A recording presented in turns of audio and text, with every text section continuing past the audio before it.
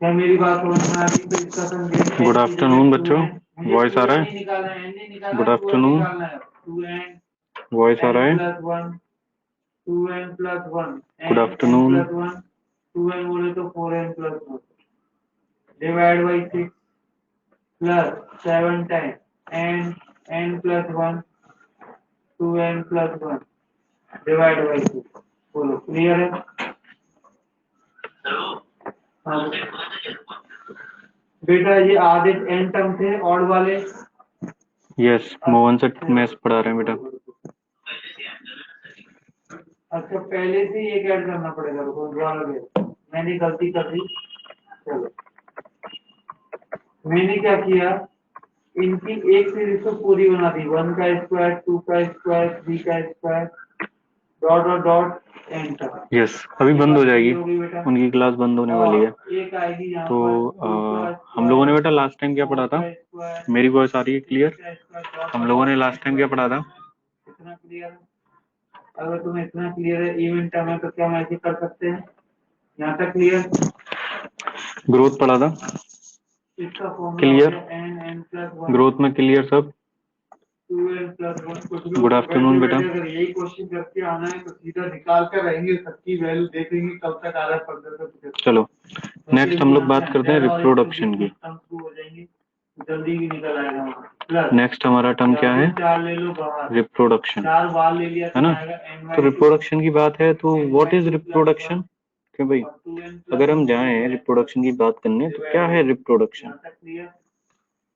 बेटा शेड्यूल ठीक हो जाएगा, कोई दिक्कत नहीं है, शेड्यूल ठीक कर देंगे, ठीक है? इधर उधर कुछ हुआ होगा वो देख लेंगे। अभी बताओ रिप्रोडक्शन, देखो री मतलब तो यहाँ फिर से, क्यों भाई री मतलब फिर से, यानी मतलब अगेन, और प्रोडक्शन मतलब फिर से प्रोडक्शन, अब इसके फैक्टर तुमको करने है कि नहीं? वॉइस नहीं आ रहा है क्या? Hello hello hello hello, voice नहीं आ रहा है क्या? यस, फिर देखो बेटा रिप्रोडक्शन में, तो यानी रिप्रोडक्शन का मतलब क्या है? फिर से प्रोडक्शन, है कि नहीं? क्यों जरूरी है भाई रिप्रोडक्शन? कोई मुझे बताएगा कि सर ये रिप्रोडक्शन जो है अर्थ पे, रिप्रोडक्शन जो है वो क्यों जरूरी है? कंटिन्यूटी ऑफ लाइफ के लिए ना, कंटिन्यूटी ऑफ लाइफ के लिए। क्यों भाई, क्यों जरूरी है? कंटिन्यूटी ऑफ लाइफ के लिए जरूरी है ना भाई। अगर नई जनरेशन आएगी ही नहीं तो फिर ह्यूमंस बचेंगे क्या? नहीं बचेंगे ना। तो सर्वाइवल के लिए बहुत जरूरी है ना। रुको एक सेकंड में करता हूँ कुछ।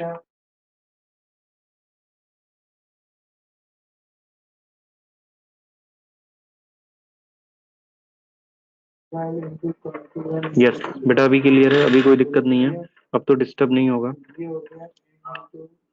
ठीक है?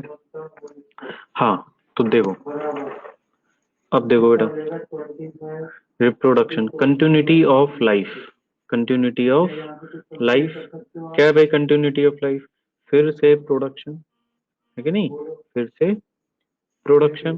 तो एक बात बताओ, इस लाइफ, इस अर्थ पे क्या जरूरी है? लाइफ का होना जरूरी है ना, यानी कि कंटिन्यूटी बनी रहे। जो ह्यूमंस हैं यहाँ पे, जो सुपीरियर हैं ह्यूमंस, वो हमेशा इस अर्थ पे क्या रहे? हमेशा प्रेजेंट रहे। यही बात है ना कि भाई, है कि नहीं? तो एक बात बताओ, इसका डेफिनेशन क्या लिखोगे? अगर हम रिप्रोडक्शन का डेफिनेशन लिखें तो क्या लिखोगे? है ना, क्या लिखोगे बताओ, बोलो रिप्रोडक्शन का।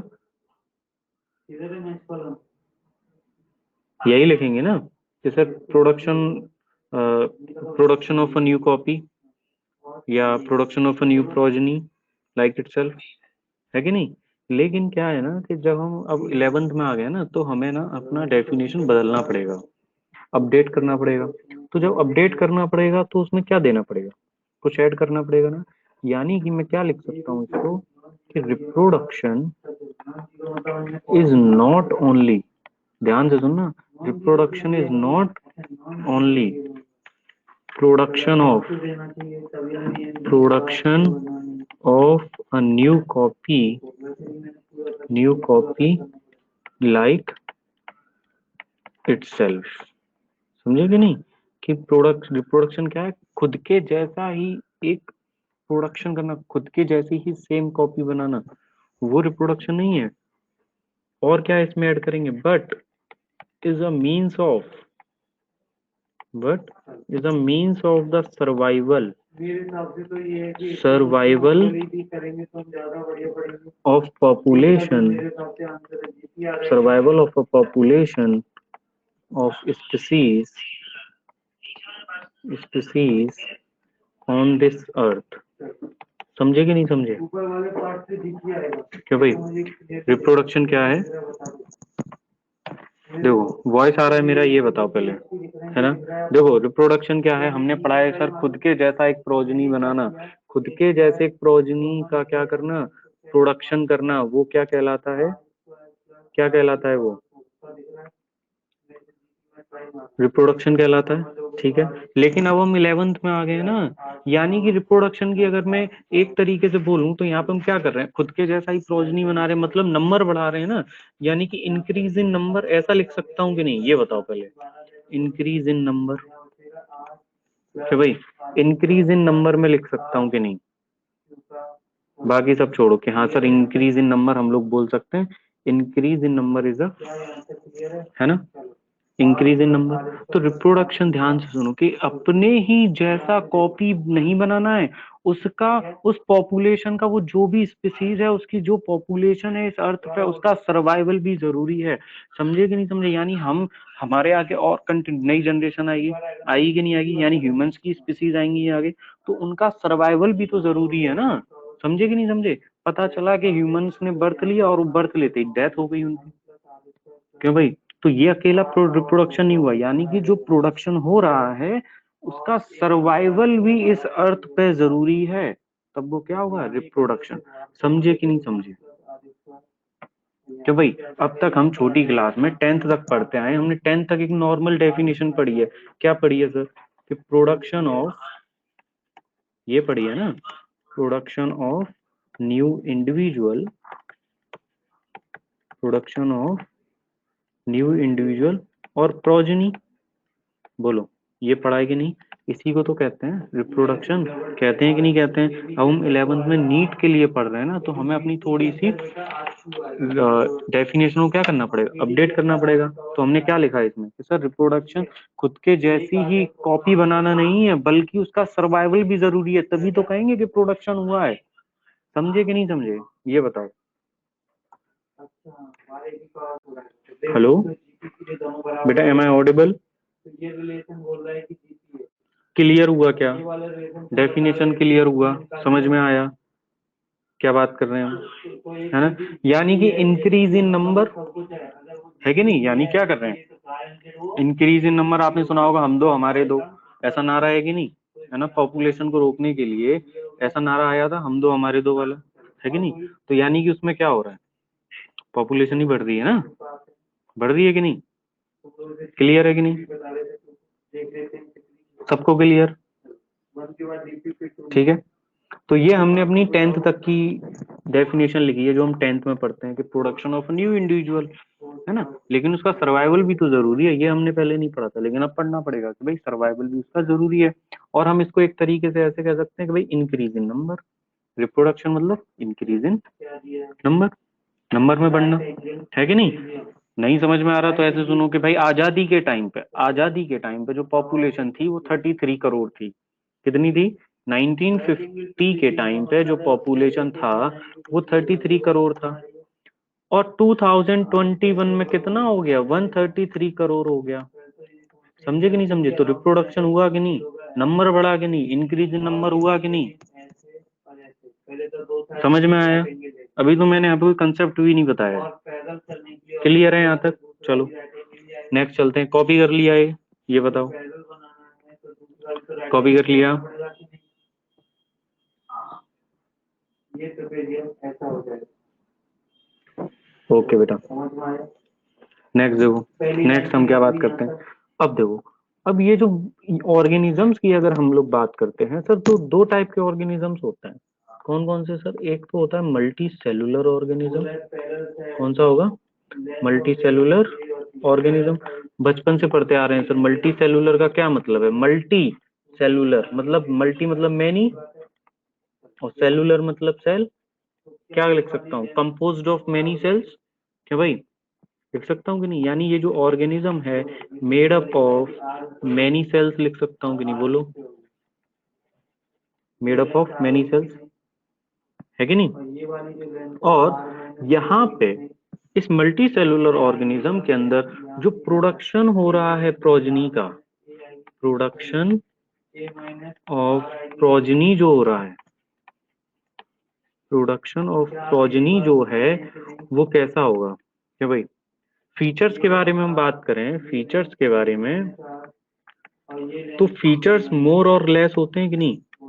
याद है मैंने स्टार्टिंग में पढ़ाया था ये सब बेसिक के लिए, याद आ रहा है किसी को?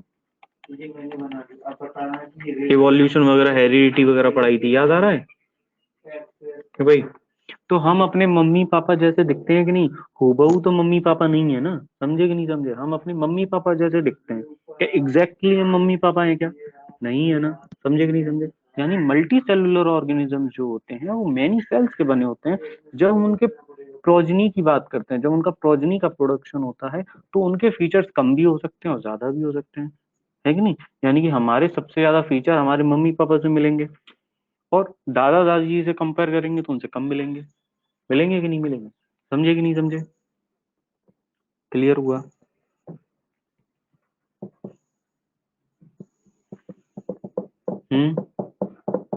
क्लियर। चलो फिर देखो, यहाँ पे हम बात करते हैं यूनिसेलुलर की। सर यूनिसेलुलर ऑर्गेनिज्म के बारे में भी कुछ बताइए। देखो यूनिसेलुलर ऑर्गेनिज्म के बारे में जब हम बात करते हैं तो देखो भाई क्या है? यूनि मतलब एक, यानी made up of single cell. किससे बनेगा? Made up of single cell बनेगा कि नहीं? तो जैसे कि लाइक बैक्टीरिया, लाइक बैक्टीरिया पढ़ा है कि नहीं? प्रोकैरियोट सुना है ना, बैक्टीरिया, है ना? और भी बहुत सारे एग्जांपल ले सकते हो। यूनिसेलुलर एल्गी है, यूनिसेलुलर एल्गी। और भी बहुत सारे एग्जांपल ले सकते हो भाई। अमीबा है, अमीबा है कि नहीं? तो इन सब का, यानी बैक्टीरिया है, यूनिसेलुलर ऑर्गेनिज्म है, अमीबा है, एटसेट्रा में डाल देता हूँ। तो इन सब का क्या होता है? इंक्रीज इन नंबर होता है कि नहीं? क्या भाई इंक्रीज इन नंबर होता है कि नहीं? बोलो,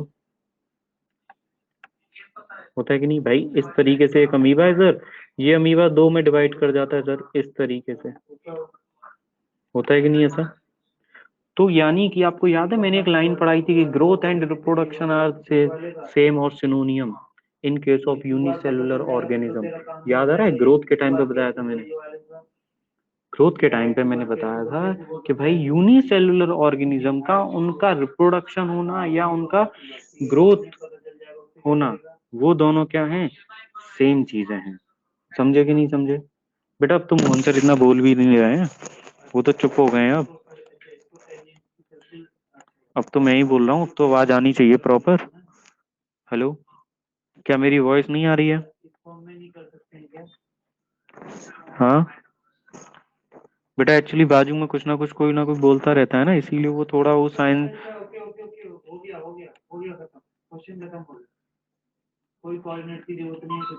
same, okay, means synonym, synonym. Hello, hello, अभी ठीक है? हेलो, कि यूनिसेलुलर ऑर्गेनिज्म का एक सेल में ही बनना, ठीक है? जैसे कि बैक्टीरिया है, यूनिसेलुलर एल्गी, अमीबा है। सर इनका नंबर ही तो बढ़ेगा, क्या होगा? नंबर बढ़ेगा, इनका मोटापा आएगा क्या? ऐसा तो कुछ नहीं आएगा। तो इनका ग्रोथ में बढ़ना या रिप्रोडक्शन होना, दोनों ही सेम चीजें हैं, सिनोनियम है। किसके केस में? यूनिसेलुलर ऑर्गेनिज्म के केस में। समझे कि नहीं समझे? क्लियर है? ये बताओ, क्या क्लियर है? यस, इसको कॉपी करो, कॉपी कर लिया तो चलो आगे चलते हैं, ठीक है?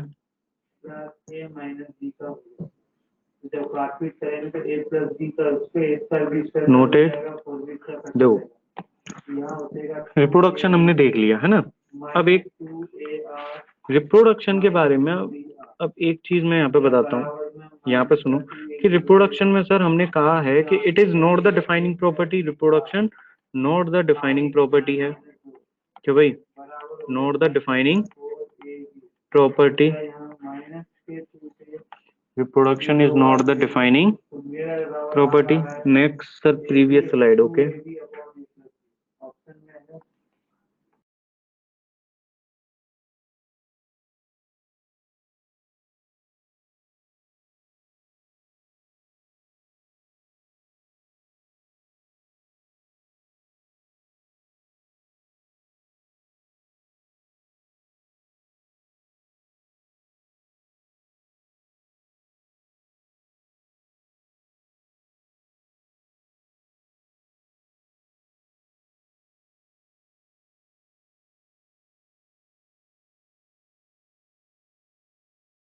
हो गया क्या बेटा, हो गया। देखो रिप्रोडक्शन के लिए मैंने कहा है कि भाई reproduction not the defining property है कि नहीं, मतलब नॉट द डिफाइनिंग प्रॉपर्टी है ऐसा कहा है ना, यानी कि सर यहाँ पे एक्सेप्शन है क्यों भाई। तो एक बात बताओ कि रिप्रोडक्शन जो है किस में देखने को मिलेगा, लिविंग में और नॉन लिविंग में, क्यों भाई रिप्रोडक्शन किस में देखने को मिलेगा, लिविंग के अंदर या नॉन लिविंग के अंदर, बोलो रिप्रोडक्शन किसके अंदर होगा, लिविंग के अंदर। यानी कि सर ये बात तो है कि जो रिप्रोडक्शन है किसकी प्रॉपर्टी है सर, लिविंग में ही होगा, लिविंग में होगा, नॉन लिविंग में नहीं होगा, ऐसा आप लोग कह रहे हैं। यानी कि मैं एक लाइन ऐसे लिख सकता हूँ ना कि सर रिप्रोडक्शन जो है वो एक कैरेक्टर है ग्रोथ का, क्या मैं ऐसे लिख सकता हूँ कि नहीं, कि reproduction is a character of growth, reproduction is a character of growth, क्या ऐसा कह सकता हूँ मैं, reproduction is character of growth but it is not the defining property of living organism, but it is not the character of living organism। समझे कि नहीं समझे इन दोनों वर्ड में अंतर, समझे क्या,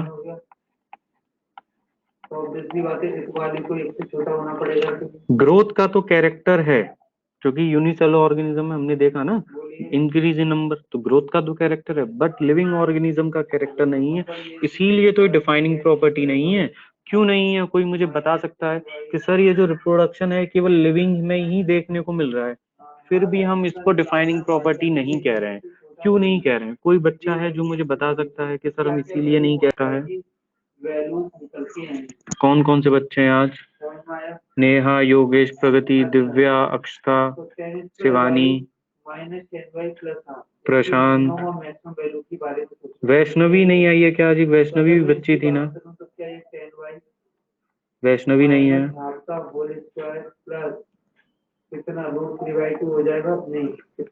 सर नोट के बाद क्या लिखा है बेटा, कौन सा note, sir is not the character of living organism, is not the character of living organism.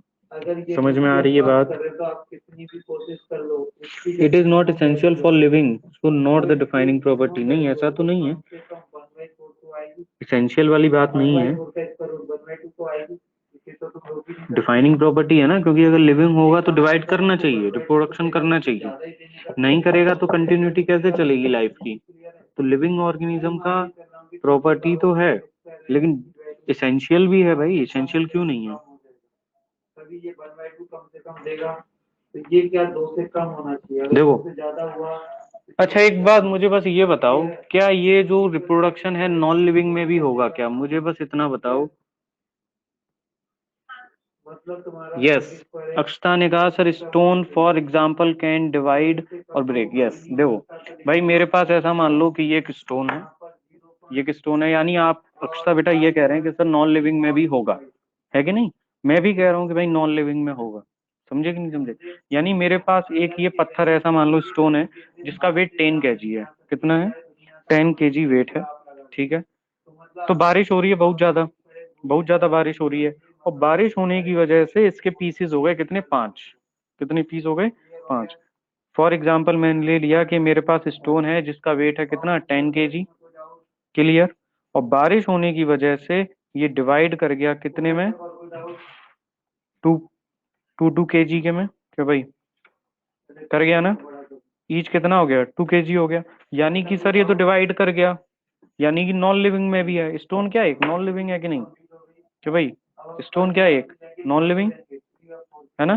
तो यानी कि सर आप जो कह रहे हो कि रिप्रोडक्शन जो है केवल लिविंग में ही शो होता है, नॉन लिविंग में नहीं होता है, लेकिन यहाँ तो हमने देख लिया कि स्टोन तो डिवाइड कर रहा है, स्टोन तो डिवाइड कर रहा है सर, यानी इंक्रीज इन नंबर हो रहा है, क्यों भाई यहाँ पे इंक्रीज इन नंबर हो रहा है कि नहीं बताओ, इंक्रीज इन नंबर हो रहा है ना, मतलब रिप्रोडक्शन शो हो रहा है नॉन लिविंग में, है ना। इस बात से सब एग्री करते हैं क्या, ये बताओ पहले, जल्दी बताओ, एग्री करते हैं क्या, एग्री करते हैं, है ना। यानी सर रिप्रोडक्शन जो है वो लिविंग भी करते हैं और नॉन लिविंग भी करते हैं, है ना। अब देखो मैं बताता हूँ जादू, देखो जीवन में कभी भी कोई पूछे ना कि रिप्रोडक्शन जो है वो नॉन लिविंग में भी होता है, तो उसको एक एग्जांपल देना। ये दिखाई दे रहा है क्या, क्या ये गांधी जी किसी को दिखाई दे रहे हैं, बोलो जल्दी से, दिखाई दे रहे हैं कि नहीं, देखो दिखाई दे रहे हैं। अगर रिप्रोडक्शन नॉन लिविंग में होता तो मैं यहाँ बैठ के तुमको लेक्चर नहीं देता, अपने इस मनी का बैठ के घर पर प्रोडक्शन करवा रहा होता, समझे कि नहीं समझे, ये भी तो नॉन लिविंग है ना। बात आई क्या भेजे में, समझ में आया दिमाग में कि सर रिप्रोडक्शन नॉन लिविंग में नहीं हो सकता, अगर पत्थर में हो सकता है तो इसमें भी तो हो सकता है, क्यों भाई, खुल गया दिमाग,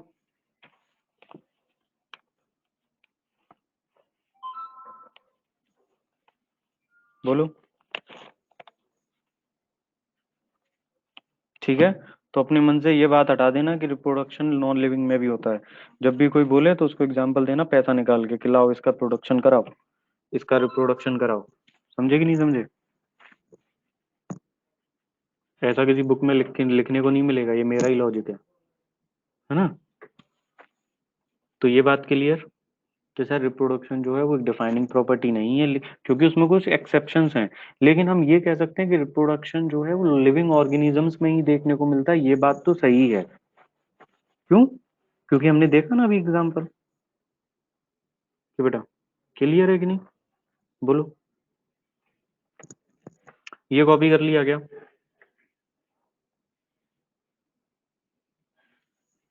देखो आगे, यानी कि मैं क्या कह सकता हूँ सर कि लिविंग, उसके बाद मैं ऐसे लिख सकता हूँ ना कि सर लिविंग ऑर्गेनिज्म में रिप्रोड्यूस, है ना, रिप्रोड्यूस कर सकते हैं। अब सुनो मैंने मे क्यों कहा है, मे कहने का मतलब क्या है कि बेटा कुछ ऐसे हैं जो कि लिविंग ऑर्गेनिजम्स ऐसे हैं जो कि रिप्रोड्यूस नहीं कर सकते हैं, समझो। और एक लाइन हमेशा ये लिख लो कि non living organism never reproduce,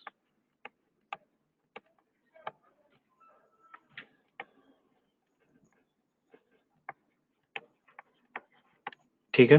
अब सुनो कि ऐसे कुछ ऑर्गेनिजम्स हैं जो कि नॉन लिविंग, सॉरी लिविंग है लेकिन रिप्रोडक्शन शो नहीं करते हैं, देखो कैसे,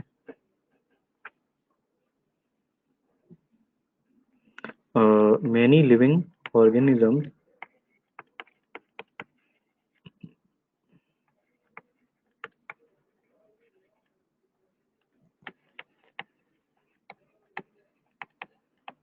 organisms cannot reproduce, cannot reproduce, for example जैसे कि बेटा म्यूल्स, म्यूल्स है कि नहीं,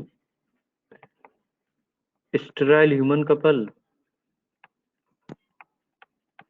जानते हो कि नहीं, तो क्या ये लिविंग नहीं है, क्या म्यूल एक लिविंग नहीं है, क्या स्टेराइल ह्यूमन कपल एक लिविंग नहीं है, क्या वर्कर बीज एक लिविंग नहीं है, लेकिन ये लोग रिप्रोडक्शन नहीं कर सकते, ये है यहाँ पे एक्सेप्शन, ये तीनों क्या है यहाँ पे एक्सेप्शन, समझे, जिसकी वजह से रिप्रोडक्शन डिफाइनिंग प्रॉपर्टी नहीं है, उसका और कोई कारण नहीं है, ठीक है ना। जैसे कि ये डस्टर है, ये डस्टर रिप्रोड्यूस नहीं कर सकता चाहे कुछ भी हो जाए, ठीक है ना, ब्रह्मा विष्णु महेश तीनों यहाँ आ जाए तब भी ये रिप्रोड्यूस नहीं कर सकता।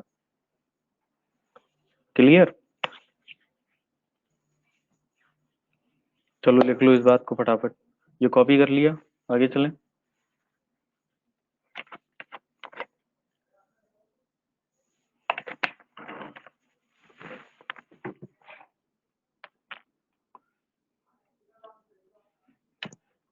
क्या हुआ, क्लास छोड़ के भाग गए क्या? अब देखो, अब हम बात करते हैं, सर किसकी बात करते हैं। अब देखो, अब मैं पढ़ाता हूँ टाइप्स ऑफ रिप्रोडक्शन।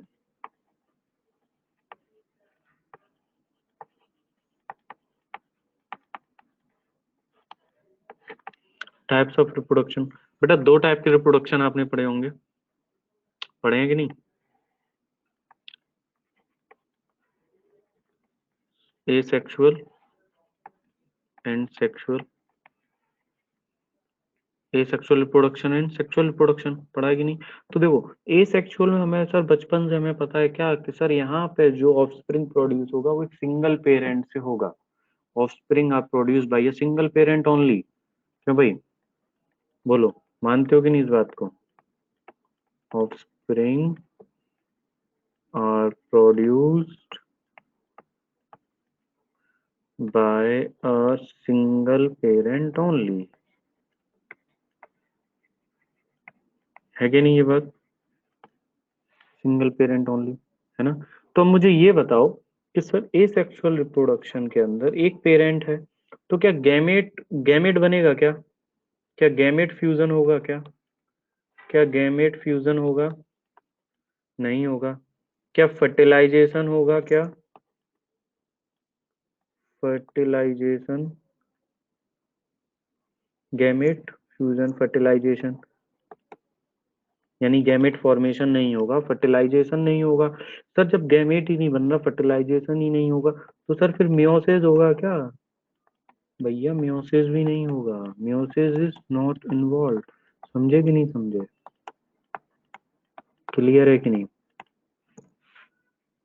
बोलो। अब सेक्सुअल रिप्रोडक्शन की बात कर लें सर, यहाँ पे क्या है? सर यहाँ पे देखिए आप, involve the fusion of,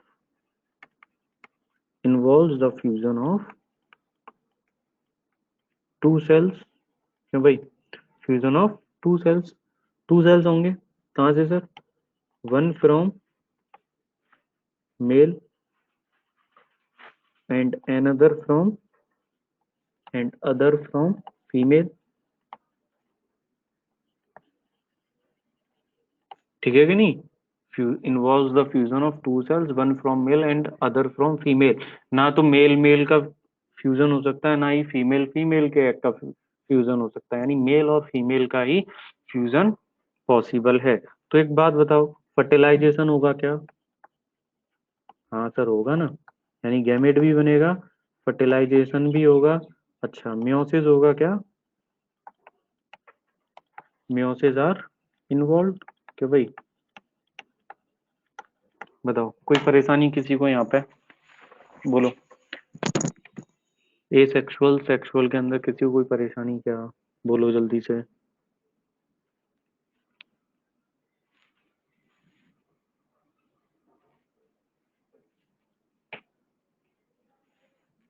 clear?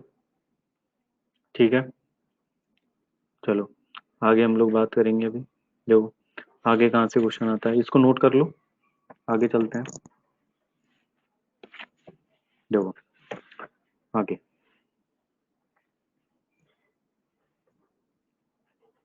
अब मैं बताता हूँ यहाँ पे ए सेक्सुअल टाइप, दो चार एग्जाम्पल याद रखने हैं बस, ठीक है? कोई क्वेश्चन मिल जाएगा तो केवल एग्जाम्पल याद रखिए, ठीक है? क्या क्या एग्जाम्पल याद रखेंगे? देखो भाई, अब एसेक्सुअल रिप्रोडक्शन तो पता है सर, ना तो गैमेट फ्यूजन होगा, ना फर्टिलाइजेशन होगा, ना मियोसिस होगा, ना कुछ होगा। मियोसिस समझते हैं ना, टू एन से एन बनना, डिप्लॉइड से हैप्लॉइड बनना, रिडक्शनल डिवीजन, है कि नहीं? तो देखो पहला वाला टाइप बाई एसेक्सुअल स्पोर्स, यानी स्पोर फॉर्मेशन। तो भाई, तो बेटा इसमें क्या होगा, इन एल्गी एंड फंगी यहाँ पे देखने को हमें मिलता है। ठीक है, दूसरा बाई बडिंग। बडिंग पढ़ा है तो भाई, बडिंग पढ़ा है क्या? ईस्ट और हाइड्रा में।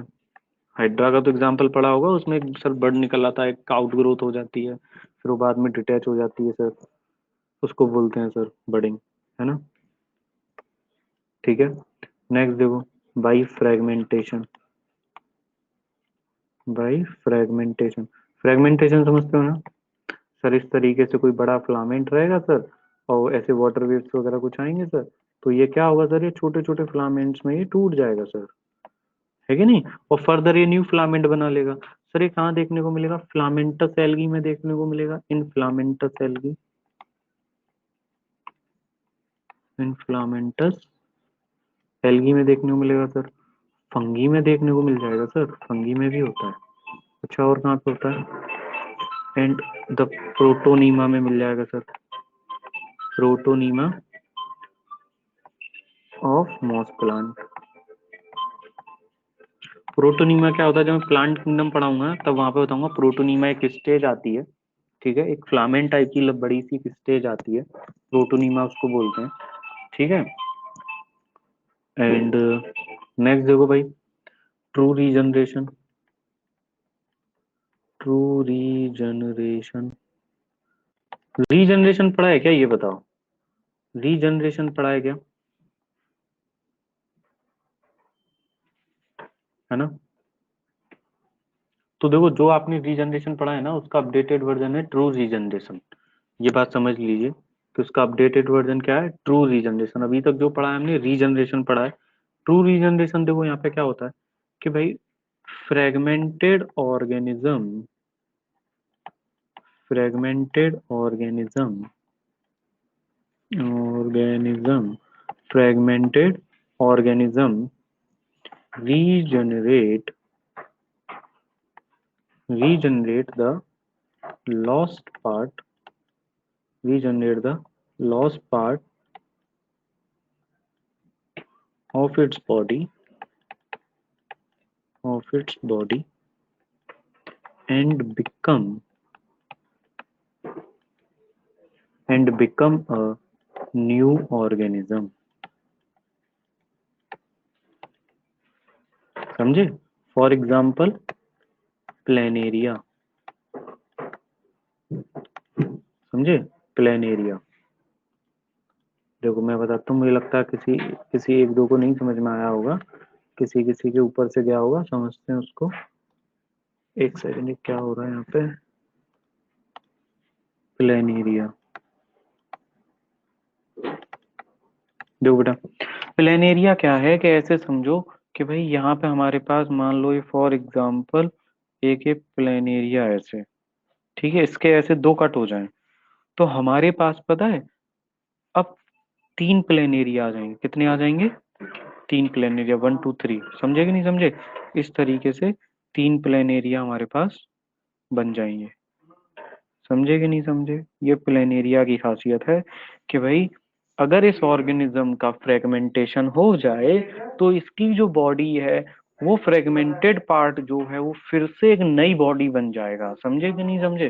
फिर से एक नई बॉडी बन जाएगा। ये है ट्रू रीजनरेशन। ठीक है, लिजार्ड भी मैं बताऊंगा अभी, लिजार्ड किसका एग्जाम्पल है, मैं लिजार्ड भी मैं बताऊंगा। ठीक है, ये ट्रू रीजनरेशन है जो कि प्लेनेरिया में मिलता है। क्लियर? लिजार्ड किसका एग्जाम्पल है वो भी मैं बताऊंगा। ये बताओ पहले, ये समझ में आया क्या? यहाँ पे एक ऑर्गेनिज्म का जब पार्ट होता है बीच में से ऐसे, तो वो नया पार्ट बना लेता है, यानी वो नया ऑर्गेनिज्म पूरा डेवलप हो जाता है। समझे कि नहीं समझे?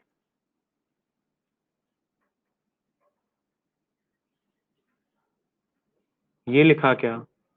कंप्लीट हुआ? देखो रीजनरेशन बताता हूँ वो क्या होता है, ठीक है ना, क्योंकि 10th तक वही पढ़ के आया ना हम लोग। तो देखो,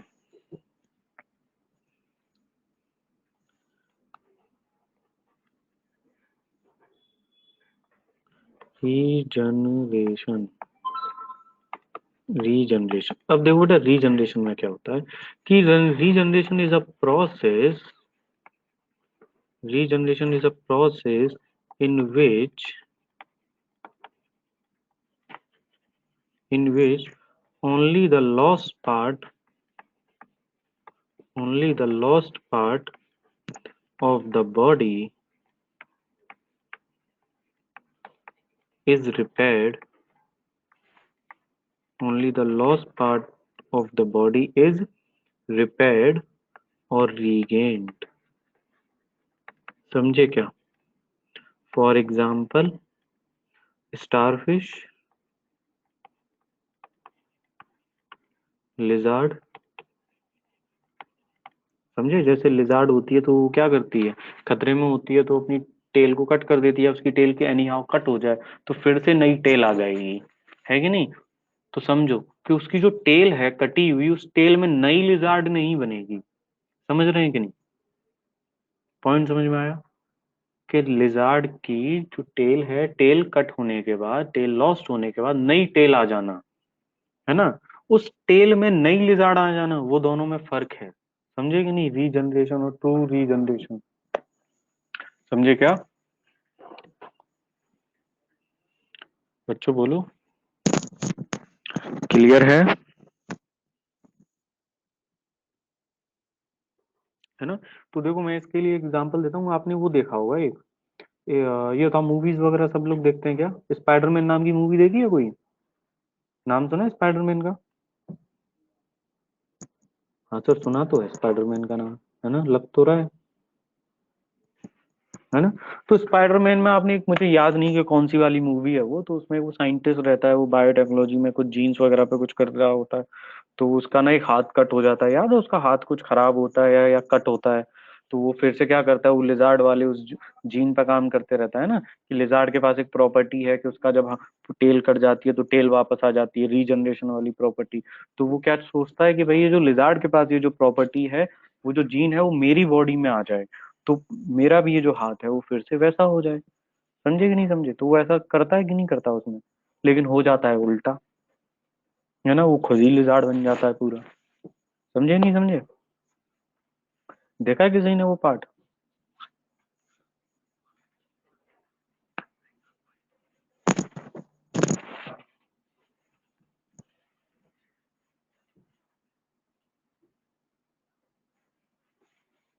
लगता नहीं देखा है, मूवीज वगैरह नहीं देखते हो।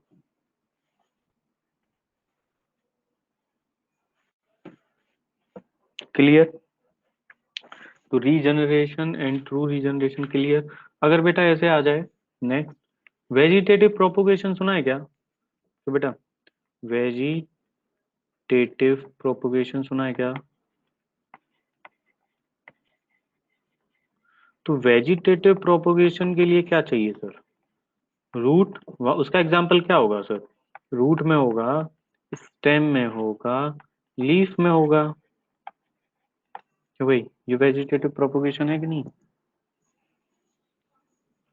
इन सब में आपने टेंथ में पढ़ा होगा, नाइन्थ में, टेंथ में, एट्थ में, है ना? जस्ट एग्जाम्पल याद रखिए, क्वेश्चन एग्जाम्पल पे आएगा बस, और कुछ नहीं। ठीक है, इस लेवल पे। और रिप्रोडक्शन पढ़ाने के लिए ट्वेल्थ क्लास में 4 चैप्टर हैं, टेंशन नहीं लेने का। ठीक है, reproduction in organism, human reproduction, reproduction in sexual reproduction in flowering plants and reproductive health, 4 chapter हैं ट्वेल्थ के। ठीक है, पहली पहली यूनिट ही पूरी रिप्रोडक्शन की है, तो वहाँ फुल डिटेल में पढ़ने को मिलेगा।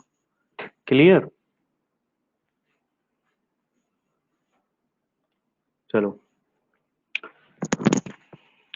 देखो, नेक्स्ट बात करता हूँ बेटा सेक्सुअल रिप्रोडक्शन की। देखो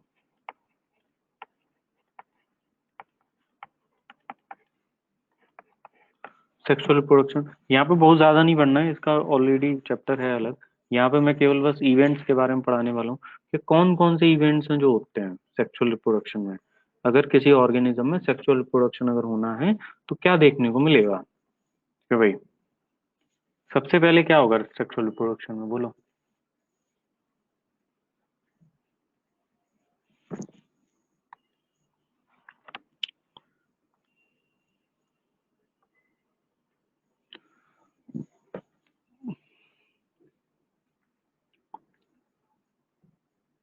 बोलो, मेरी वॉइस सुन रहे हैं सब?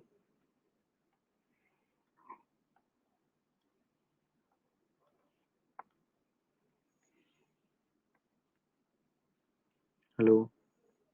चलो मैं बताता हूँ, ये बताना कि आंसर सही बता रहे हो कि नहीं। देखो, सबसे पहले गैमेट फॉर्मेशन सही है क्या?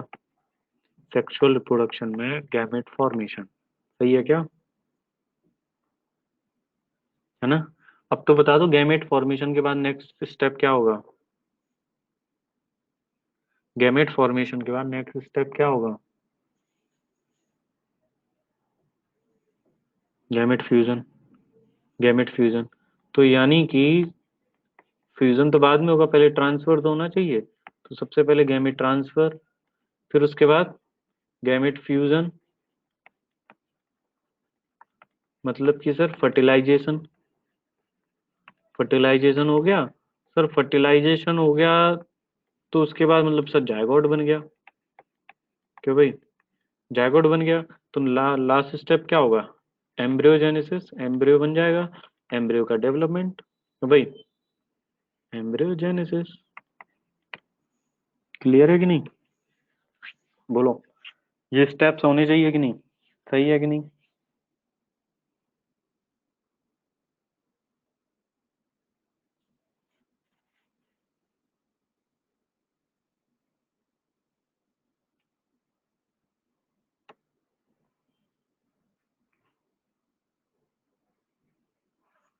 है ना?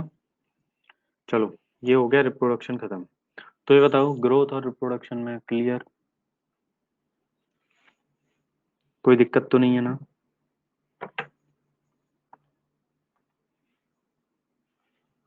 सब अच्छे से नोट्स लिखा है? कंसेप्ट क्लियर है सभी के? है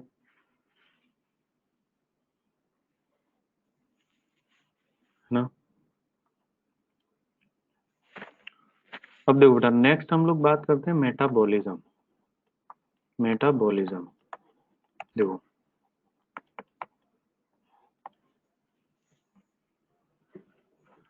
देखो मेटाबॉलिज्म क्या होता है भाई? मेटाबॉलिज्म कोई मुझे बताएगा सर, मेटाबॉलिज्म इसको कहते हैं? बताएगा कोई मेटाबॉलिज्म? बोलो।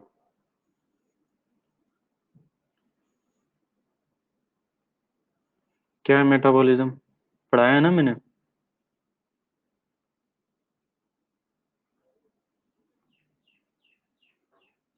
हेलो।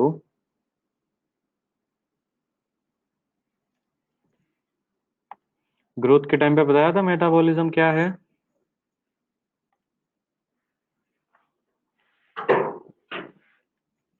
अरे अच्छा, चलो कोई बात नहीं, भूल गए होंगे। ये बताओ, मुझे लिविंग मानते हो क्या? ये बताओ, क्या मुझे लिविंग मानते हो? Yes, sum of chemical, all chemical reactions in our body. Yes. Yes. यानी कि सर, ये बॉडी के अंदर जितनी भी केमिकल रिएक्शंस होती हैं, जितनी भी रिएक्शन, वो सारी क्या है? मेटाबॉलिज्म। क्या कहेंगे? सारी की सारी वो क्या है?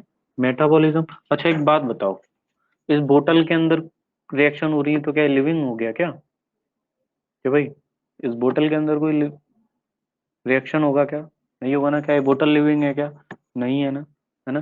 यानी कि सर मेरे अंदर हो रही है ना? कहाँ पे हो रही है? हमारे अंदर में हो रही है। मैंने खाना अपने हाथ पर रख लिया, तो एक बात बताओ, खाना हाथ पर रखने से वो डाइजेस्ट हो जाएगा क्या? हाथ दिखाई दे रहा है मेरा? मैंने अपना खाना अगर यहाँ पे रख लिया हाथ पे, तो क्या हाथ से डाइजेस्ट हो जाएगा क्या? नहीं होगा ना? सर सड़ हो जाएगा। है कि नहीं? यानी कि अगर मैं खाना खाऊंगा तो मेरे स्टमक में जाएगा, वहां पे डाइजेस्ट होगा। होगा कि नहीं? तो जो रिएक्शन चलेंगी वो बॉडी के अंदर चलेंगी सर, बॉडी के बाहर नहीं चल सकती। समझे कि नहीं समझे? इस बात में सब क्लियर? सब एग्री करते हैं? तो यानी हम लोग लिख सकते हैं कि sir sum, the sum total, ऐसे पूरा अच्छे से लिखते हैं। देखो, the sum total, the sum total of all the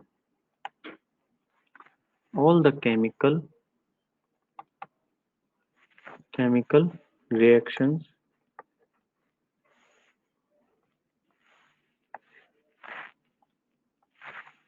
chemical reactions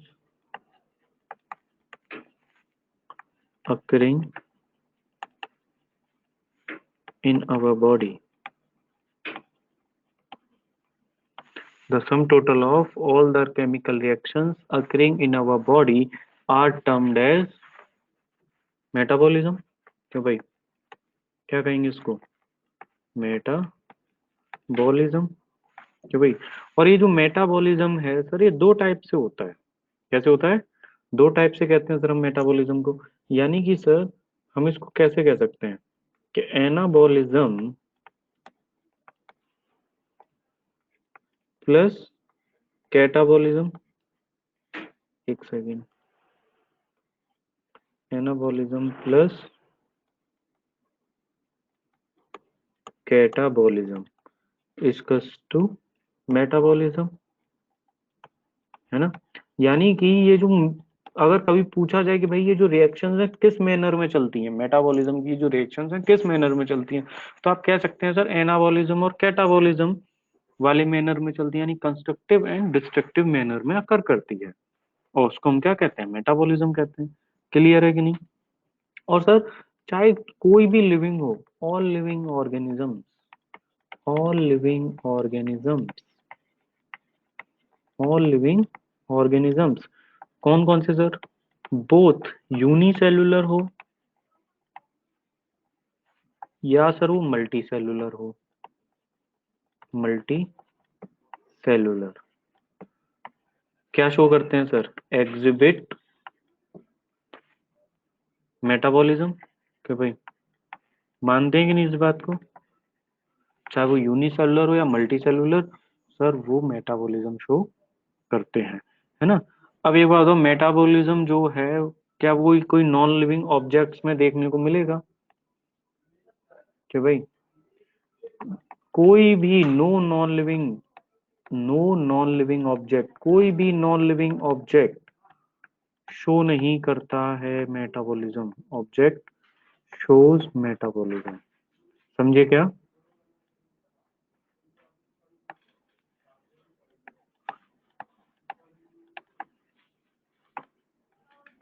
no non living object shows metabolism. कोई भी, अब जैसे कि ये डस्टर है, दिखाई दे रहा है, इस डस्टर को मैं ऊपर फेंक दूं छत पे, बारिश हो, धूप लगे या कुछ भी लगे, क्या ये कोई मेटाबॉलिज्म शो करेगा क्या?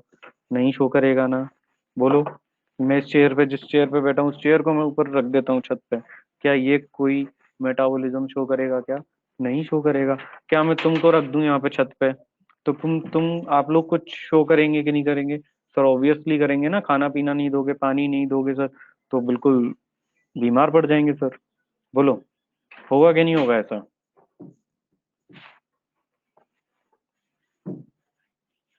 बोलो। तो यानी सर नॉन लिविंग ऑब्जेक्ट जो हैं वो क्या है? शो नहीं करेंगे, मेटाबॉलिज्म शो नहीं करेंगे। और जब भी ऐसा लगे कि नहीं मेटाबॉलिज्म शो करेंगे, तो ये डस्टर लो और पूछो, क्यों भाई तुम करते हो क्या रेस्पिरेशन? क्यों भाई तुम्हारे अंदर रेस्पिरेशन होता है क्या? क्या तुम्हारे अंदर कुछ डाइजेशन होता है क्या? पूछो इससे, इस डेस्क से पूछो, इस ये जो पीछे दीवार लगी है इससे पूछो, इस चेयर से पूछो, है ना। समझे कि नहीं समझे? क्लियर हुआ कि कोई भी non living object metabolism show नहीं करेगा। अगर कभी भी लगता है कि करना चाहिए तो उससे ये सारे क्वेश्चंस पूछना, चीजें क्लियर हो जाएंगी। बोलो।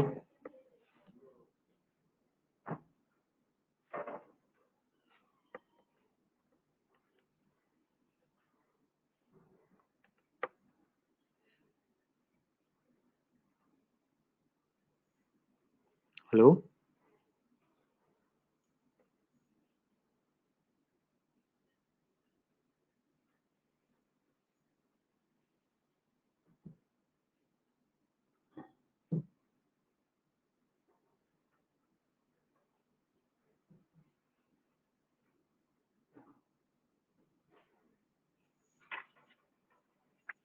ठीक है, देखो चाहे प्लांट्स हो, एनिमल्स हो, फंगस हो, माइक्रो ऑर्गेनिजम्स हो, ये सब जो होते हैं बेटा, ये सारे के सारे क्या शो करते हैं? मेटाबॉलिज्म शो करते हैं। ठीक है। अब देखो, अब यहाँ पे मैं बताता हूँ, ये जो बायोकेमिकल रिएक्शंस जो होती हैं हमारी बॉडी में, यानी कि यहाँ पे कोई भी एक्सेप्शन नहीं है इस चीज से, तो सब लोग एग्री करते हैं। तो देखो, लिविंग ऑर्गेनिज्म के अंदर बायोकेमिकल रिएक्शंस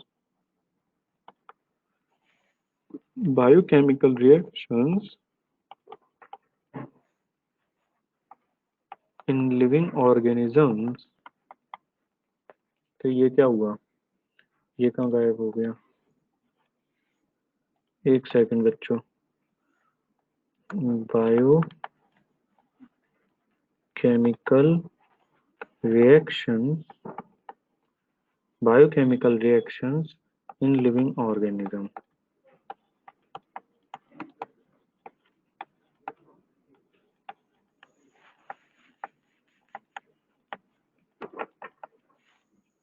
अभी भी ओवर राइटिंग बेटा, अब तो नहीं होना चाहिए ओवर राइटिंग, क्या अभी भी है? अभी भी ओवर राइटिंग दिख रहा है क्या? अब तो मैंने अलग कर दिया। चलो मैं नेक्स्ट स्लाइड ले लेता हूँ, कोई बात नहीं, रुक जाओ, आई थिंक कुछ नेट का कुछ इशू हुआ है, रुक जाओ।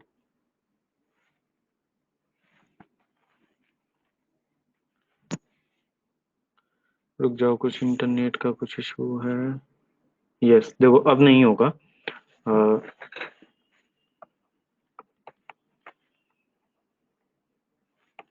Biochemical reactions in living organisms, in living organisms. देखो बेटा, बायोकेमिकल रिएक्शन हमने दो टाइप का पढ़ा है ना, एनाबोलिज्म और कैटाबोलिज्म। तो मैं सबसे पहले एनाबोलिज्म की बात करता हूँ। एनाबोलिज्म, और इसको हम लोग क्या कहते हैं, कंस्ट्रक्टिव रिएक्शन। कंस्ट्रक्टिव रिएक्शन, इस बात को मानते हो? तो एनाबोलिज्म क्या है कि यानी कि सर कुछ ऐड हो रहा है, क्या हो रहा है यहाँ पे, कुछ ऐड हो रहा है एनाबोलिज्म में, यानी कि जो हमारा जो फूड पार्टिकल है, सिंपल फूड पार्टिकल मिलके क्या बना रहा है, कॉम्प्लेक्स फूड पार्टिकल। समझे कि नहीं समझे? यानी यहाँ पे क्या हो रहा है कि जो सिंपल फूड पार्टिकल है, सिंपल फूड पार्टिकल ये कन्वर्ट हो रहा है किसमें, सिंथेसिस कर रहा है, यानी बन रहा है किसमें, कॉम्प्लेक्स में, कॉम्प्लेक्स फूड पार्टिकल में।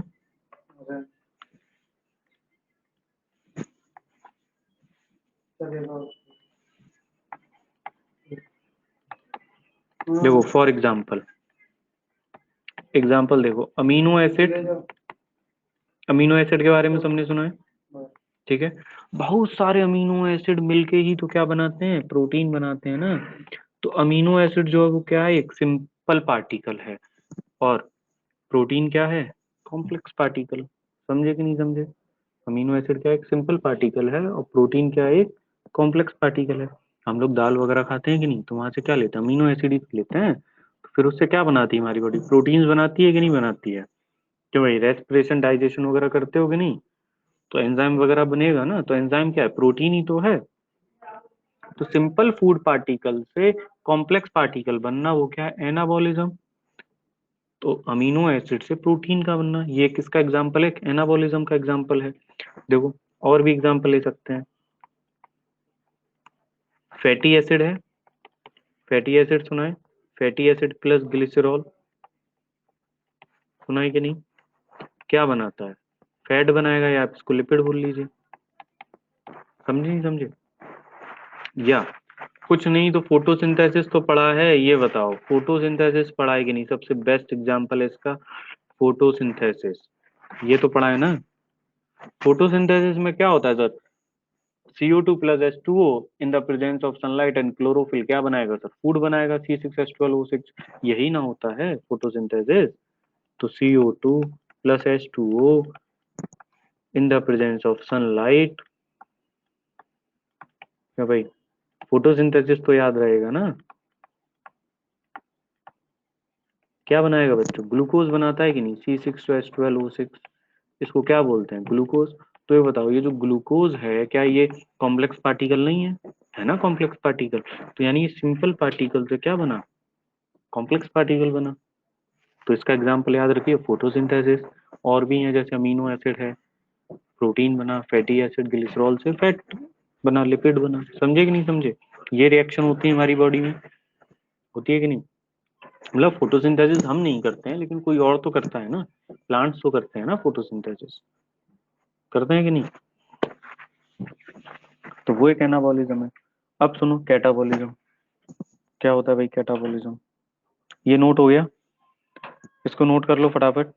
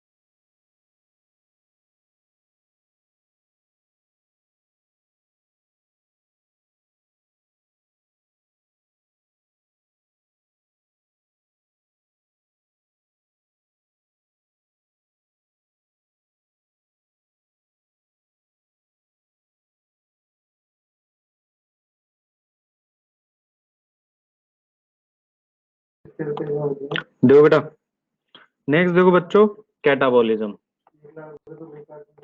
कैटाबॉलिज्म, कैटाबॉलिज्म देखो, वॉइस आ रहा है ना? कैटाबॉलिज्म को क्या बोलते हैं हम लोग? Destructive reaction. कि भाई डिस्ट्रक्टिव रिएक्शन है ना, यानी तोड़ना फोड़ना, यही सब है। तो यानी कि यहाँ पे क्या होगा सर, जो कॉम्प्लेक्स पार्टिकल है ना सर, कॉम्प्लेक्स फूड पार्टिकल जो है हमारी बॉडी में, कॉम्प्लेक्स पार्टिकल का ब्रेक डाउन होना। क्या होना? ब्रेक डाउन होना। ब्रेक डाउन होना किसमें? सिंपल पार्टिकल में, सिंपल फूड पार्टिकल में। समझे कि नहीं समझे? क्लियर है कि नहीं? जैसे कि फॉर एग्जांपल रेस्पिरेशन जानते हो कि नहीं? तुम में से कोई ऐसा है जो रेस्पिरेशन नहीं करता? कि भाई कोई ऐसा बच्चा है जो रेस्पिरेशन नहीं करता? सर बिल्कुल करते हैं, कैसी बात कर रहे हैं आप, सब रेस्पिरेशन करते हैं, है कि ना? यानी कि खाना खाया था पहले तुम लोगों ने, खाना खाया, उसको डाइजेस्ट किया, वो सिंपल पार्टिकल था, उससे तुमने कॉम्प्लेक्स पार्टिकल बनाया, बनाया कि नहीं बनाया? अब रेस्पिरेशन कर रहे हो तो उस ग्लूकोज को तोड़ रहे हो ना, कि भाई वो जो ग्लूकोज कॉम्प्लेक्स पार्टिकल है उसी का तो ब्रेक डाउन हो रहा है, तभी तो एनर्जी मिल रही है। समझ में आया कि नहीं? तो रेस्पिरेशन एक कैटाबॉलिज्म का एग्जाम्पल है, फोटोसिंथेसिस एक एनाबॉलिज्म का एग्जाम्पल है। समझे क्या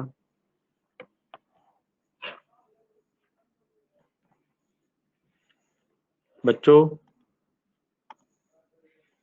और पीछे जो भी एग्जाम्पल मैंने दिए थे ना, उनको जस्ट अपोजिट करके आप लोग लिख सकते हैं, तो आपका ये क्लियर हो जाएगा कि सर ये जो रेस्पिरेशन है वो एक कैटाबॉलिज्म का एग्जाम्पल है सर। आपने पीछे पढ़ाया था सर प्रोटीन वाला ना, तो प्रोटीन का अमीनो एसिड में टूटना, वो क्या हो जाएगा? कैटाबॉलिज्म। क्यों भाई, प्रोटीन भी तो टूटेगा ना। और सर फैट है या लिपिड है, ठीक है कि नहीं? फैट है या लिपिड है सर, इसका भी टूटना, किस में टूटना भाई? फैटी एसिड प्लस ग्लिसरॉल में,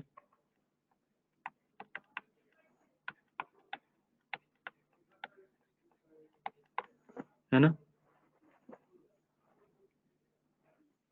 ये है कहानी इसकी, कैटाबॉलिज्म की। और सुनो, और भी कुछ चीजें बताऊंगा मैं।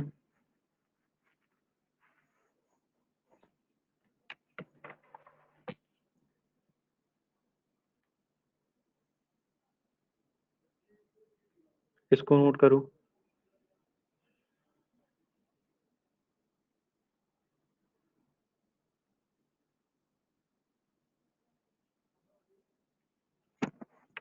क्या बेटा आपने कुछ बोला है, पूछा है sir, catabolism is decomposition reaction. Yes, कह सकते हैं कि भाई डिकम्पोजिशन रिएक्शन है, क्योंकि सेल के अंदर सारा ब्रेकडाउन एक्टिविटीज जो होते हैं वो कैटाबोलिक होते हैं, और उसको हम लोग डिकम्पोजिशन रिएक्शन कह सकते हैं। ठीक है।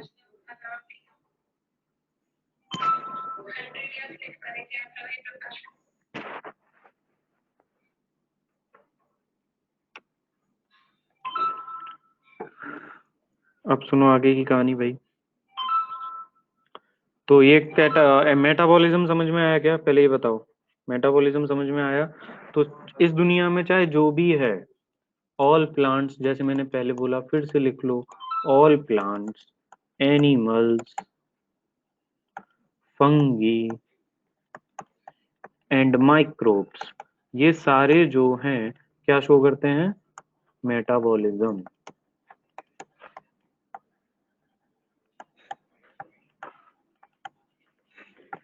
समझे कि नहीं समझे, क्लियर। चलो इसको नोट कर लो फटाफट।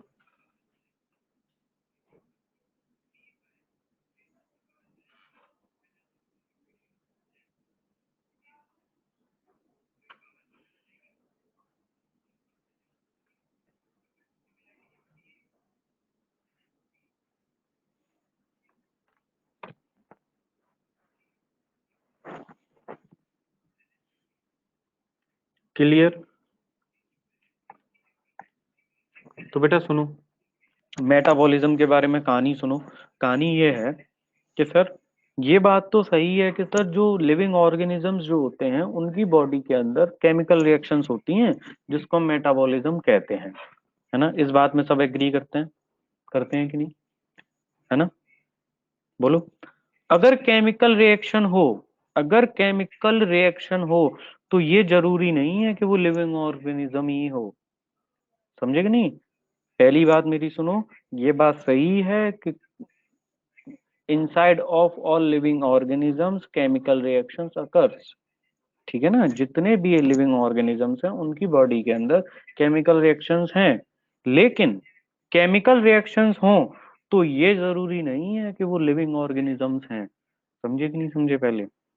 जैसे कि फॉर एग्जांपल टेस्ट ट्यूब का नाम सुना है क्या। टेस्ट ट्यूब में जो रिएक्शन है वो लिविंग है, टेस्ट ट्यूब के अंदर जो रिएक्शन है वो लिविंग है, और हालांकि टेस्ट ट्यूब खुद नॉन लिविंग है। समझे कि नहीं समझे।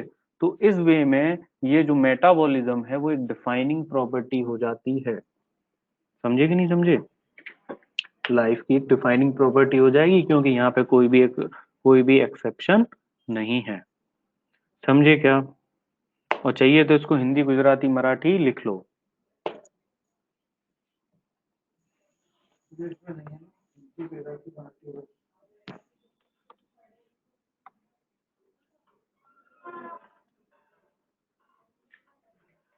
हेलो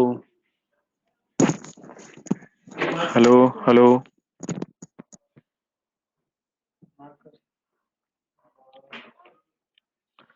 हाँ बेटा, क्लियर है, समझ में आया मेटाबॉलिज्म का मैंने क्या बोला, ये बताओ।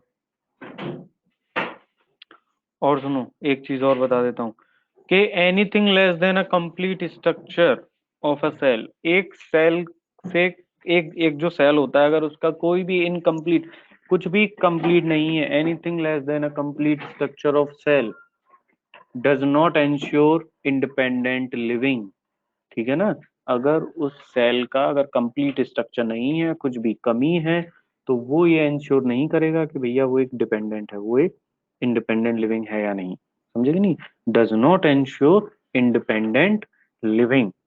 ठीक है कि नहीं, क्योंकि cell is the structural fundamental and functional unit of life, that's why virus is a non living. समझे कि नहीं। न्यूक्लियो प्रोटीन का ही तो पार्टिकल होता है, प्रोटीन पार्टिकल ही तो होता है वो, डीएनए आरएनए होगा या प्रोटीन होगा। समझे कि नहीं समझे। Anything less than a complete structure of cell does not ensure a independent living. समझ में आई बात। ये सेल्यूलर ऑर्गेनाइजेशन की कहानी है, लेकिन मैंने इसको मेटाबॉलिज्म में बताया है। ठीक है। तो टेस्ट ट्यूब वाली कहानी समझ में आ गई। बच्चे बड़े कंफ्यूज रहते हैं टेस्ट ट्यूब को लेके, सर ये इन विट्रो लिखा है, पता नहीं ये क्या है, ये क्या कह रहा है सर, ये समझ में ही नहीं आ रहा। समझे नहीं समझे? अगर किसी बॉडी के अंदर रिएक्शन होती है केमिकल, तो वो एक लिविंग ऑर्गेनिज्म है। केमिकल रिएक्शन कहीं हो रही है तो हम ये नहीं कह सकते कि वो लिविंग है, लिविंग ऑर्गेनिज्म ही है। समझे कि नहीं समझे? जैसे कि टेस्ट ट्यूब में जो रिएक्शन है वो लिविंग है, बट टेस्ट ट्यूब खुद एक नॉन लिविंग है। तो मेटाबॉल इस वे में मेटाबॉलिज्म जो है वो डिफाइनिंग प्रॉपर्टी हो जाती है लाइफ की। क्लियर? तो अब ये बताओ, ग्रोथ, रिप्रोडक्शन, मेटाबॉलिज्म में कहीं कोई दिक्कत, कोई परेशानी? बोलो।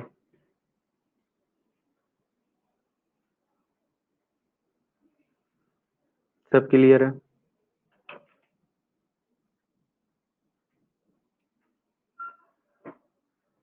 चलो तो फिर नेक्स्ट हम लोग पढ़ते हैं कॉन्शियसनेस। देखो बहुत अच्छा टॉपिक है कॉन्शियसनेस। कॉन्शियसनेस पढ़ाता हूँ मैं।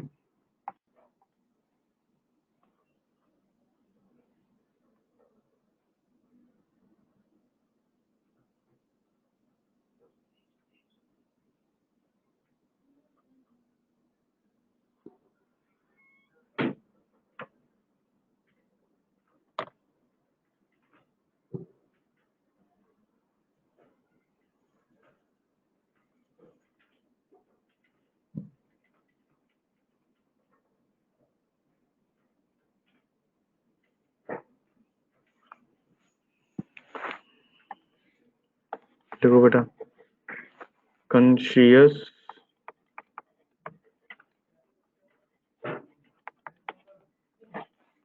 कॉन्शियसनेस कॉन्शियसनेस जानते हैं क्या लोग?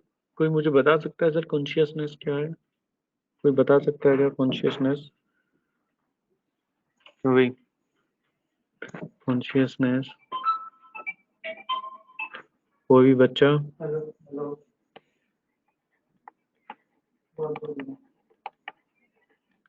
ability to sense the environment, sense the surrounding,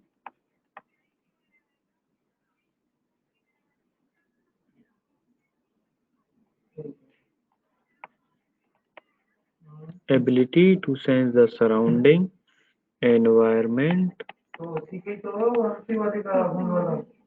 environment हाँ and respond to their बातें आएंगी तो दीजिए। external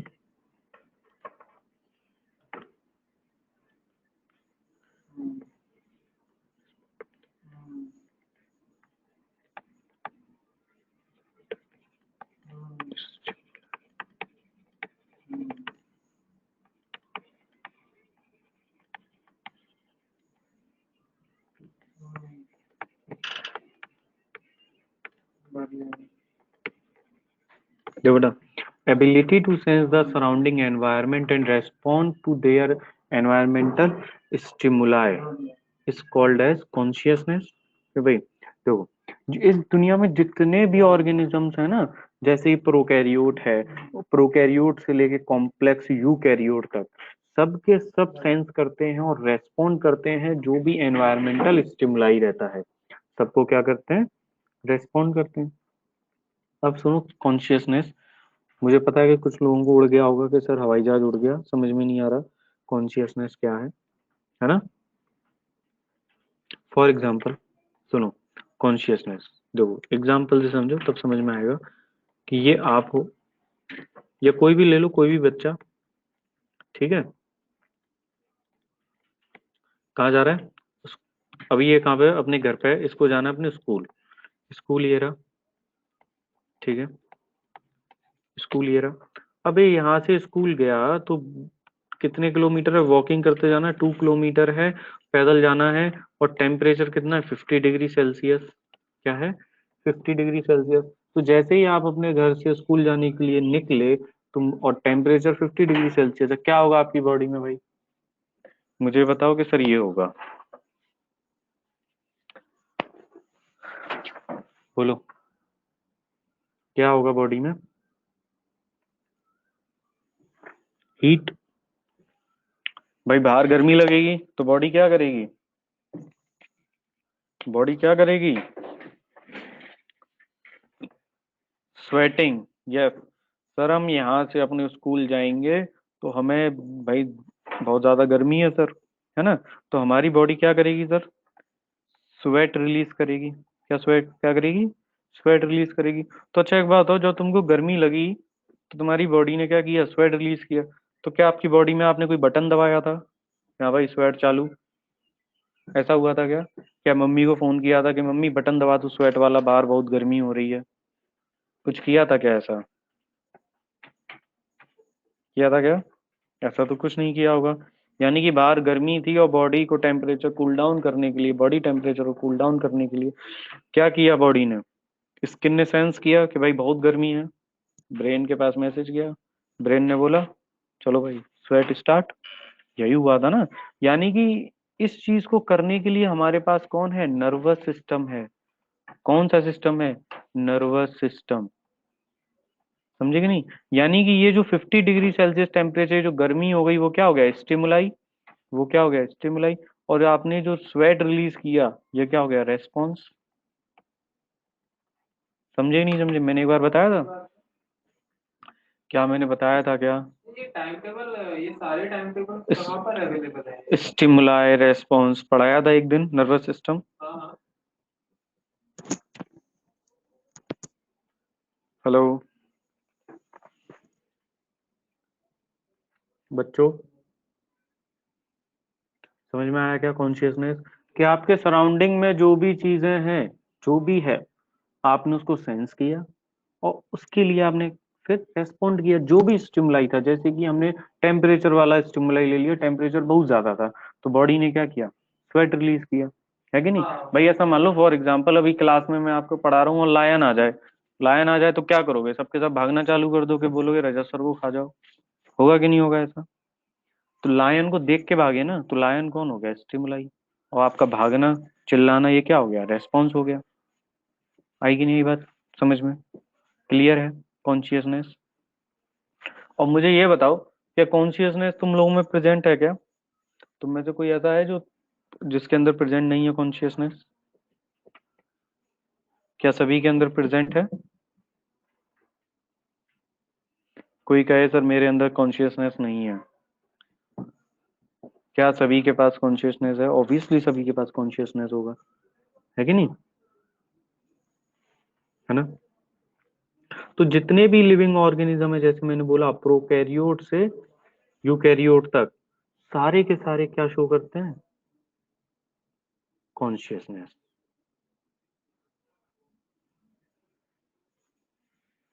है ना? तो यानी कि मैं यहाँ एक लाइन लिख सकता हूँ। क्या लिख सकता हूँ? कि सर ऑल ऑर्गेनिजम्स, एक सेकेंड, क्या हुआ इसको?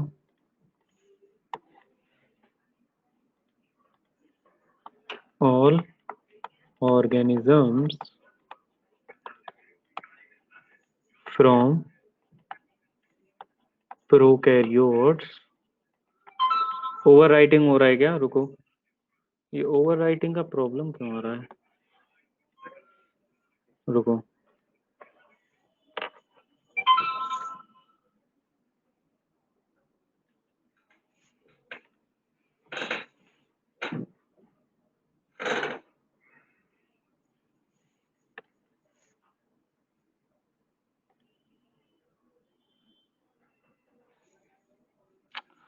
नेट बहुत स्लो है आज।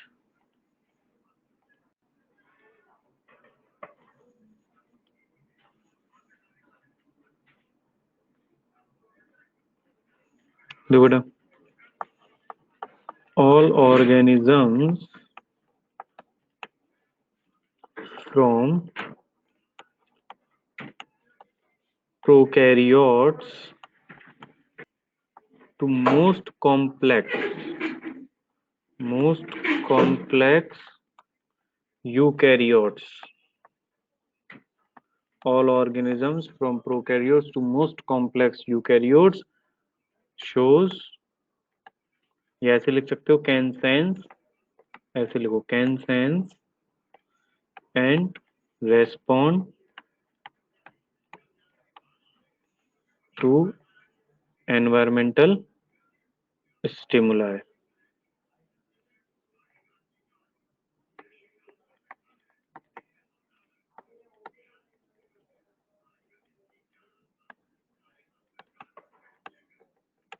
ठीक है ना।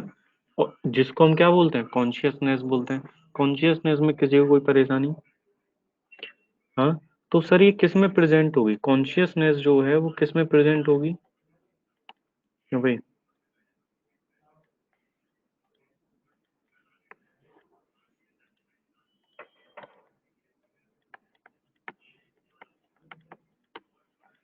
कॉन्शियसनेस बेटा किस में प्रेजेंट होगी?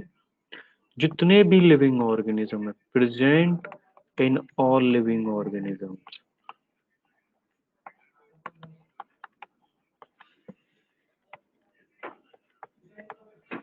All living organisms. For example cat, cow, dog, human. समझे क्या? सभी के अंदर होगी। यानी कि मैं, जब हम लोग अपनी बात करते हैं तो देखो ध्यान से सुनो, क्या होगा कि सर हम लोग फिजिकल, केमिकल, बायोलॉजिकल जो भी स्टिमुलाई है हम उन सबको सेंस करते हैं कि नहीं? और ये कॉन्शियसनेस जो है लिविंग ऑर्गेनिजम्स के लिए बहुत ही मोस्टली कॉम्प्लिकेटेड फीचर है। कैसा है? बहुत ही most obvious and complicated feature है लिविंग ऑर्गेनिज्म का। हम लोग फिजिकल, केमिकल, बायोलॉजिकल स्टिमुलाई को क्या करते हैं, सेंस करते हैं कि नहीं? अब जैसे कि प्लांट्स जो है, प्लांट्स के बारे में सुना है ना, प्लांट्स भी तो सेंस करते हैं, रेस्पॉन्ड करते हैं जो भी एक्सटर्नल फीचर होते हैं, जो भी एक्सटर्नल फैक्टर है, लाइट है, वाटर है, टेम्परेचर है कि नहीं? जैसे आपने देखा होगा सनलाइट आती है तो जो प्लांट है उसकी जो स्टेम की जो ग्रोथ है वो सनलाइट की तरफ होती है कि नहीं? फोटोट्रॉपिक मूवमेंट सुना है कि नहीं सुना है? क्या भाई? जो रूट होती है वो कहाँ जाती है, वाटर के लिए नीचे जाती है, तो हाइड्रोट्रॉपिक होती है कि नहीं? हेलो, समझ में आ रहा है क्या बेटा? हेलो। तो प्लांट्स भी तो सेंस करते हैं ना। और ह्यूमंस तो किसकी वजह से करते हैं, यानी एनिमल्स किसकी वजह से करते हैं? क्योंकि सर उनके पास नर्वस सिस्टम है। प्लांट्स किसकी वजह से करेंगे? सर प्लांट्स ग्राउंड सरफेस की वजह से करेंगे। क्यों भाई? ग्राउंड सरफेस से करेंगे कि नहीं?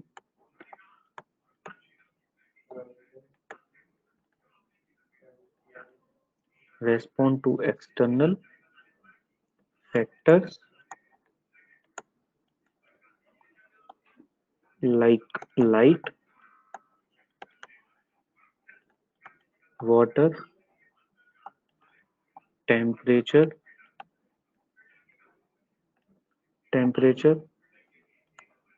अदर ऑर्गेनिज्म,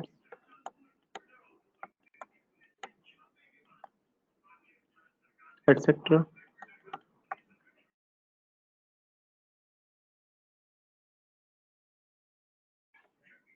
यहाँ पे आप एनवायरमेंटल स्टिमुलाई भी लिख सकते हैं या इसको क्यूज भी लिख सकते हैं। क्यूज मतलब होता है संकेत, है ना? क्यूज वर्ड भी लिख सकते हैं, CUES, स्टिमुलाई में क्यूज मतलब संकेत, है ना? तो प्लांट जो है बेटा वो सेंस करते हैं, रेस्पॉन्ड करते हैं जो भी उनके पास फैक्टर्स हैं, लाइट, वाटर, टेम्परेचर, ठीक है, उस तरीके से वो रेस्पॉन्ड करते हैं। अभी कॉन्शियसनेस खत्म नहीं हुआ, कॉन्शियसनेस बहुत है, ठीक है, खत्म नहीं हुआ है। अभी उसमें अच्छे लॉजिक समझाना बाकी है, लॉजिक नहीं आया है अभी, लॉजिक आएगा। ठीक है कि नहीं? तो यहाँ तक बताओ, यहाँ तक किसी को कोई परेशानी है क्या अभी तक? अभी तक कुछ भी ऐसा जो समझ में ना आया हो? Sir then person in living coma is living but not conscious, yes. ये भी मैं बताने वाला हूँ, ये जो कंसेप्ट है इसका कंसेप्ट भी मैं देने वाला हूँ, लिविंग कोमा पेशेंट का। तो जनरली बच्चे ऐसा पूछते हैं, आपने पूछ लिया तो मैं भी बता देता हूँ कि बच्चे कहते हैं सर ये जो कोमा पेशेंट जो होता है इसका ब्रेन डेड है सर। इसका क्या है? सर एक कोमा पेशेंट है जिसका ब्रेन डेड है, वो मशीनों पे चल रहा है सर। तो ये बताइए सर वो लिविंग है या नॉन लिविंग है? समझ में नहीं आ रहा है कि नहीं? क्योंकि उसके पास देख रहे हैं कॉन्शियसनेस है या नहीं ये भी नहीं पता चल रहा है ना। तो वो लिविंग है या नहीं, सबसे पहला क्वेश्चन तो यही आता है कि जो कॉमा पेशेंट है वो लिविंग है या नहीं। तो कॉमा पेशेंट जो है वो लिविंग है, कॉमा पेशेंट जो है वो लिविंग है। क्यों? क्योंकि उसकी बॉडी जो है वो मेडिसिन को क्या कर रही है, रेस्पॉन्ड कर रही है। उसकी जो बॉडी है वो मेडिसिन को रेस्पॉन्ड कर रही है, समझे कि नहीं? इसीलिए कॉमा पेशेंट जो है वो लिविंग है, भले ही उसका ब्रेन डेड है, वो मशीन मशीन से वो सपोर्टेड है, ठीक है, लेकिन वो एक लिविंग है। आपको ऐसा क्वेश्चन मिलेगा कि भाई जो कॉमा पेशेंट है, comma patient is a living और डेड, लिविंग और नॉन लिविंग, तो comma patient is a living, ठीक है ना, बिकॉज उसकी जो बॉडी है वो रेस्पॉन्ड कर रही है किसको, मेडिसिन को, ठीक है, क्लियर? शर्वनी ने पूछा था, क्लियर है बेटा शर्वनी?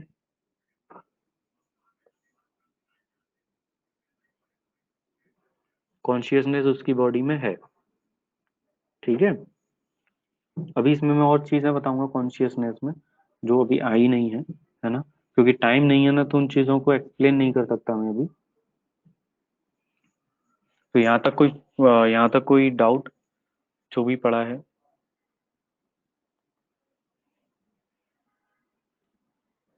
बोलो, यहाँ तक किसी को कोई डाउट? ठीक है,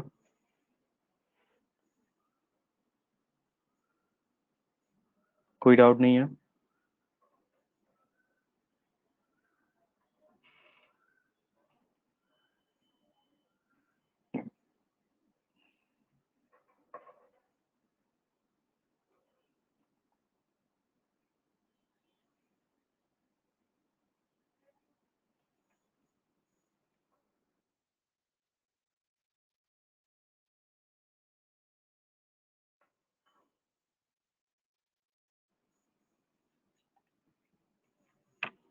ठीक है, तो ये हमारा लेक्चर 2 है ना।